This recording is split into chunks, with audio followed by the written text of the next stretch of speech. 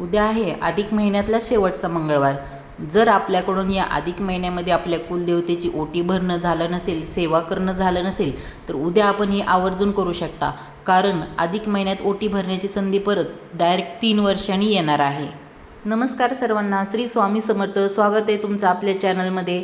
तर बघा, अधिक महिन्यामध्ये आपण विविध सेवा केलेल्या आहेत. गुरुचरित्र पारायण केले, स्वामीचरित्र पारायण केले, भगवान श्री विष्णूंची सेवा केलेली आहे, तसंच कुंकुमार्चन सेवा केलेली आहे, सत्यनारायण सेवा केलेली आहेत आणि आता अधिक महिन्यातले शेवटचे काही दिवस उरलेले आहेत.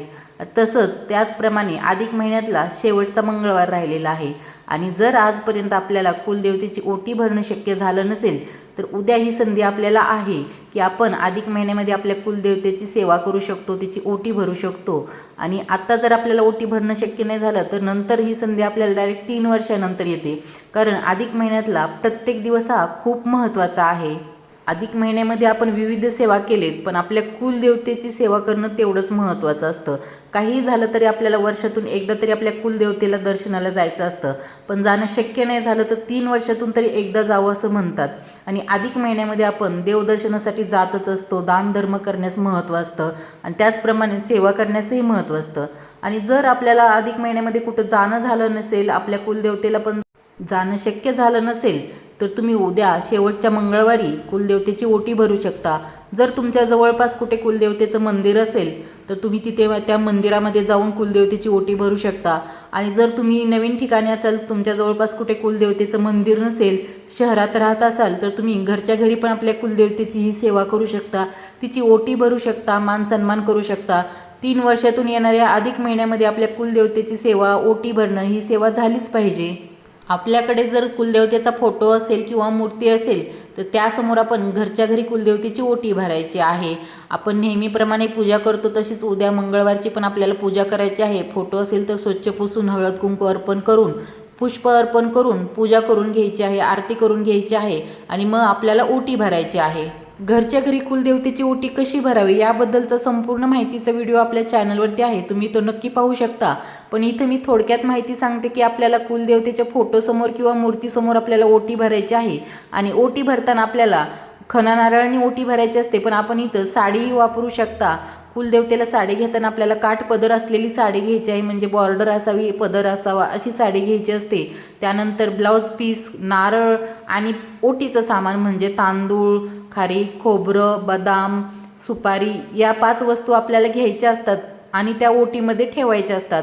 हळद कुंकू अर्पण करायचं असतं आणि नंतर आपल्याला ज्या पण देवीला प्रिय वस्तू आहेत, म्हणजे सुवासनीच्या वस्तू अर्पण करायच्या असतात, की तुम्ही हिरव्या बांगड्या अर्पण करू शकता, जोडवी असतील ती अर्पण करू शकता, मंगळसूत्र अर्पण करू शकता, कुंकू अर्पण करू शकता. सर्व अशा गोष्टी आपल्याला ओटीमध्ये ठेवायच्या आहेत. कुलदेवतेला आपल्याला वेणी पण अर्पण करायची आहे किंवा असा फुलांचा गजरा बनवून तुम्ही अर्पण करू शकता.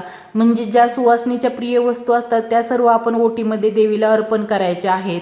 आपण जेव्हा देवदर्शनाला जातो कोणत्याही ठिकाणी, म्हणजे देवीला जातो, तर आपण तिथं ओटी भरतोच, नवरात्रामध्ये पण भरतो. पण अधिक महिन्यामध्ये पण देवीचा मान सन्मान करणं याला खूप महत्त्व आहे. त्यामुळे आपण घरच्या घरी पण ही सेवा करू शकता. अधिक महिन्यामध्ये आपण जे पण सेवा करतो, दानधर्म करतो, त्याचं फळ आपल्याला अधिक पटीने भेटत असतं आणि म्हणूनच अधिक महिन्यामध्ये आपल्याला ही सेवा करायच्या असतात. आणि आपल्याला आपल्या कुलदेवतेचा आशीर्वाद असणं खूप महत्त्वाचं असतं. त्यामुळेच आपल्याला कुलदेवतेची सेवा पण करायची आहे आणि तिची ओटी भरून सन्मान पण करायचा आहे. मग घरच्या घरी तुम्ही ओटी भरल्यानंतर देवीची काही सेवा करू शकता. त्यामध्ये आपण देवीला कुंकुमार्चन सेवा पण करू शकता. उद्या अधिक महिन्यातला शेवटचा मंगळवार आहे, त्यामुळे तुम्ही देवीला कुंकुमार्चन सेवा अवश्य करू शकता. आपल्याला कुंकू 3 बोटांमध्ये पकडायचं आहे आणि खालून वरपर्यंत असं कुंकू फोटोवरती किंवा मूर्तीवरती टाकायचं असतं आणि मंत्र जप करायचा असतो. तर या ठिकाणी तुम्ही कुलदेवतेचा मंत्र पठण करत कुंकुमार्चन सेवा करू शकता. तर कुलदेवतेचा मंत्र म्हणजे 99 मंत्राचं पठण करायचं असतं. ओम ऐं ह्रीं क्लीं चामुंडाय विच्चे या मंत्राचं पठण करत तुम्ही कुंकुमार्चन सेवा करू शकता. या मंत्राचं पठण तुम्ही 16 वेळेस करू शकता, 24 वेळेस करू शकता किंवा 108 वेळेस मंत्रपठण करत तुम्ही कुंकुमार्चन सेवा करू शकता. आता अधिक महिन्यातले काही शेवटचे दिवस उरलेले आहेत आणि या शेवटच्या दिवसांमध्ये तुम्ही आपल्या कुलदेवतेची जर सेवा आजपर्यंत केली नसेल, तर घरच्या घरी तुम्ही ओटी भरून तिचा सन्मानही करू शकता आणि अशा काही सेवाही करू शकता. उद्या मंगळवार आहे आणि कुंकुमार्चन सेवेसोबतच तुम्ही उद्या दुर्गा सप्तशती पाठ पण करू शकता.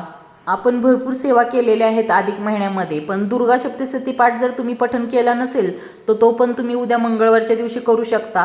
आता दुर्गा सप्तशती पाठ पठण करायला 2 ते 2.5 तास लागू शकतात. आणि जर तुमच्याकडे तेवढा वेळ नसेल तर तुम्ही सिद्धकुंजिका स्तोत्रमचं पण पठण करू शकता. मग सिद्धकुंजिका स्तोत्रम तुम्ही 1 वेळेस पठण केलं तरी चालेल, 11 वेळेस केले तरी चालेल.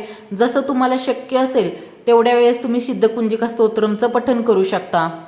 तुम्ही जर 11 वेळेस सिद्धकुंजिका स्तोत्रमचं पठण केलं तर 1 दुर्गा सप्तशती पाठ केल्याचं पुण्य तुम्हाला भेटणार आहे. त्यामुळे जर तुम्हाला दुर्गा सप्तशती पाठ होत नसेल तर सिद्धकुंजिका स्तोत्रमचं तुम्ही 11 वेळेस पठण करू शकता. आणि उद्या अधिक महिन्यातला शेवटचा मंगळवार आहे, त्यामुळे जर तुम्हाला वेळ असेल तर तुम्ही अवश्य ही सेवा करू शकता. आणि जर तुम्हाला 11 वेळेस करणं शक्य नसेल तर 1 वेळेस तरी सिद्धकुंजिका स्तोत्रमचं पठण उद्या आवर्जून करा. आणि जर तुमच्याकडून ओटी भरणं झालं नसेल देवीची अजून, तर उद्या मंगळवारच्या दिवशी, कारण हा शेवटचा मंगळवार आहे, त्यामुळे तुम्ही आवर्जून देवीची ओटी भरा. आणि ओटी भरलेलं साहित्य हे नंतर आपण स्वतः वापरू शकतो. साडी वापरू शकता, जे गजरा आहे किंवा जे आपण मेहंदी कोन, बांगड्या, ते सर्व वस्तू तुम्ही स्वतः वापरू शकता. म्हणजे घरातली सुवासिनी स्त्री वापरू शकते. चला तर मग व्हिडिओत सांगितलेली माहिती तुम्हाला उपयुक्त असेल तर व्हिडिओला लाईक करा, कमेंट करून सांगा. आणि चॅनलला अजून सबस्क्राईब केलं नसेल तर चॅनलला सबस्क्राईब करा. तोपर्यंत सर्वांना धन्यवाद.